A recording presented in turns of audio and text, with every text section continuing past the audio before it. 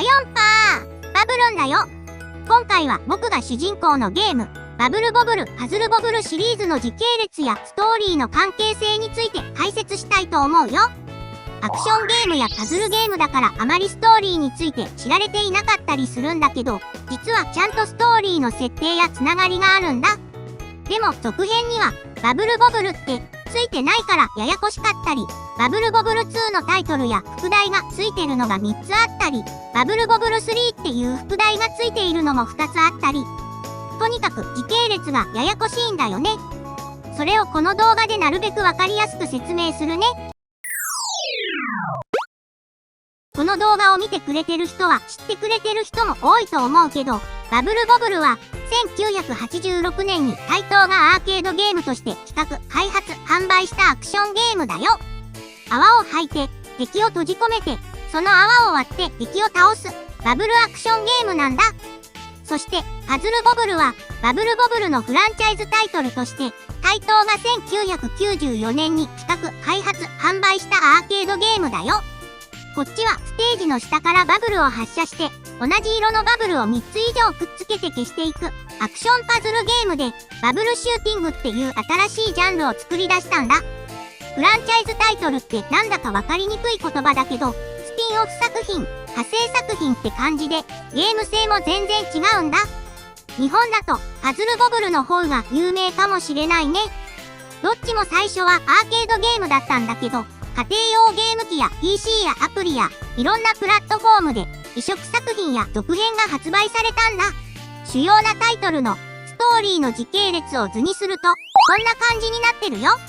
大きく分けると、最初のバブルボブルから続く初代のバブルンをめぐるストーリー、初代バブルンの100年後のストーリー、初代バブルンの孫にあたるバブルンをめぐるクルルン、コロロンも登場するストーリー、そしてレインボーアイランドとは別の世界観のパラレルワールドのストーリー。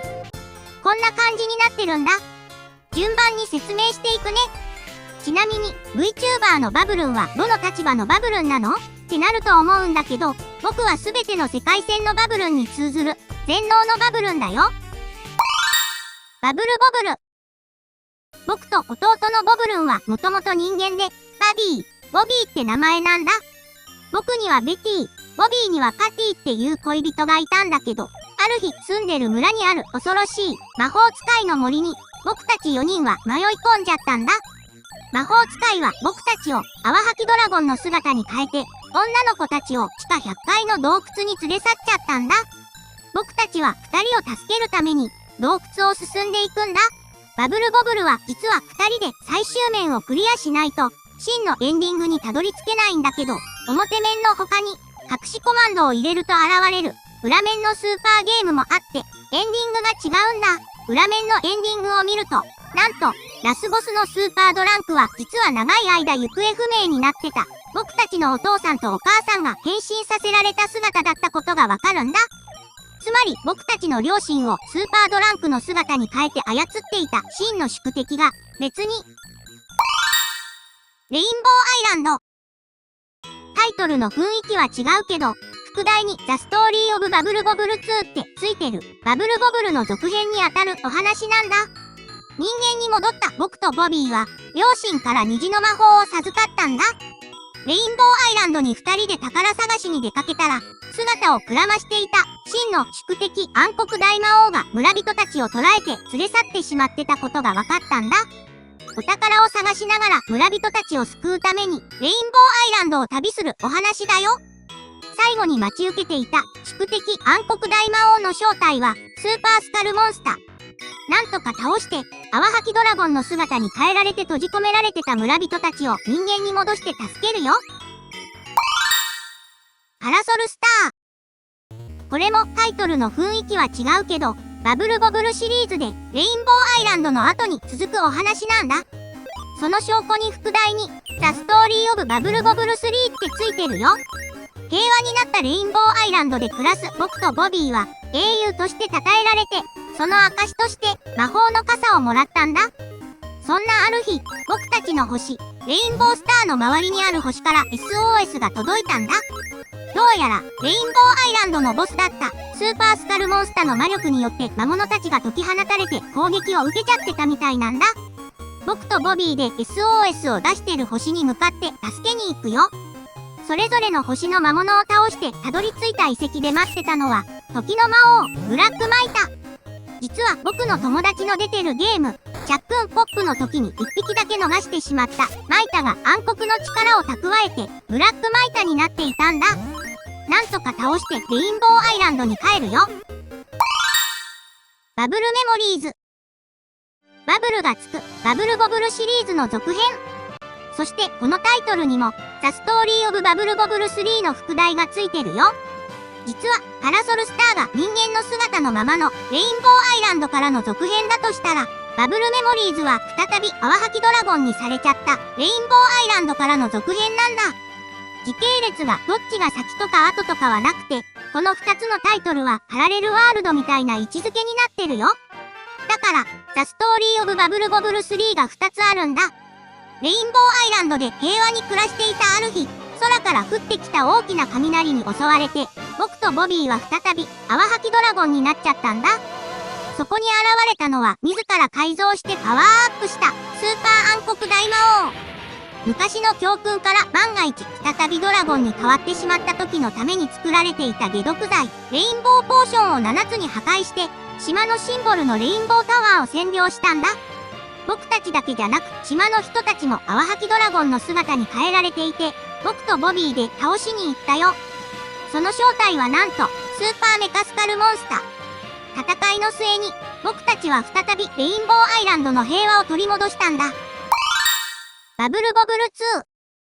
ル2。レインボーアイランドから100年後のお話。スーパースカルモンスターが倒された時に、実は魂が体から抜け出して3つに分かれていたんだ。100年の時を超えて復活したスカル3兄弟は、彼らをやっつけた僕たちの子孫にあたるカビーとルビーに魔法をかけて泡吐きドラゴンにしちゃったんだ。魔法の国の奥深くへと連れ去られたカビーたちの友達、ジョディを助けるために冒険に向かうよ。実はこのお話、レインボーアイランドエクストラの真のエンディングの後に予言されていたんだ。そこではバブルボブル3のストーリーの伝説として書かれていたんだけど、実際にはバブルボブル2として発売されたよ。泡吐きドラゴンの姿でのお話で、2がなくていきなりバブルボブル3だと混乱しちゃうかもってことで、2として発売されたのかもしれないね。バブルシンフォニー。ここからは同じレインボーアイランドが舞台になってるけど、初代バブルンの孫をめぐるストーリーの解説だよ。仲良し4人組の僕、ボビー、クルン、コロンはある日図書館で本を読んでいたんだ。でもそれは僕たちのおじいさん、つまり初代のバブルンがスーパードランクを封印した本だったんだ。僕たちは泡吐きドラゴンに変えられちゃって、本の中の世界に閉じ込められちゃったんだ。この作品でクルルンとコロロンが初登場したよ。初代のストーリーの流れとは少し違った内容になってるから、アナザーストーリー的な位置づけになるのかな。バブルシンフォニー以降は、僕たちを泡吐きドラゴンの姿に変えた存在はドランクになってるよ。冒険の最後でスーパードランクをさらに操っていたハイパードランクを倒して、僕たちはこの世界の王様になったんだ。あれ？元の世界には戻れてない。ちなみにこの作品は海外版だと、バブルボブル2ってタイトルになってるんだ。確かに世代が変わったという意味ではバブルボブル2なのかも。LINE パズルボブル。LINE のゲームとして配信開始されて、その後売り切りアプリ、パズルボブルジャーニーとして配信されてるスマホゲームだよ。ドランクの呪いで泡吐きドラゴンにされちゃった僕とボブルンが、人間に戻る方法を探すために魔法のバブルを求めて、いろんな島や星を巡る冒険の旅に出かけるんだ。実はこのお話終わってなくて、僕たちは元の姿に戻るための旅を続けてるままなんだ。パズルボブル 3D バケーションオデッセイ。LINE パズルボブルのお話の延長線上になっていて、リゾート島でのんびりしていた僕たちの前に大量のバブルが突然登場して、島を巡りながらバブルを消しつつ冒険するっていうストーリーになってるよ。パズルボブルエブリバブル。僕たちが暮らしているレインボーアイランドに住んでいる泡吐きドラゴンによく似てるけど、泡は吐けない不思議な生き物、ミニルン。ある日、島中のミニルンたちが突然口から大量のバブルを出し始めて、島全体がバブルだらけになっちゃうんだ。島の住人たちやミニルンを救う方法を探すために、冒険の旅に出かけるよ。舞台はレインボーアイランドなんだけど、パズルボブルに出てきた歴代のキャラクターたちや敵キャラクターたちも登場するお話になってるんだ。ここまでが、レインボーアイランドが主な舞台となっている世界観で、初代バブルンをめぐる世界線のストーリー、その孫世代のバブルンのストーリーでクルルンコロロンが登場する世界線のストーリーになってたよ。それ以外のパズルボブルシリーズは全く違う世界観が舞台になってたりする、パラレルワールド的な世界線になってるんだ。ちなみに近年発売されたバブルボブルフォーフレンズ。舞台は夜の子供部屋になっていて、僕とドランクは子供部屋のおもちゃって設定なんだ。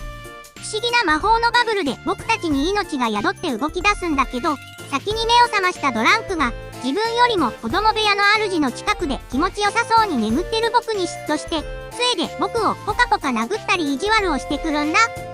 それに立ち向かうっていうストーリーになってるよ。以上、シリーズの系譜の説明でした。初代バブルンをめぐるストーリーは、裏面をクリアすることでやっとちょっとわかるようなストーリーもあったりするんだけど、発売から長く経っているから、この機会にしっかり説明してみたよ。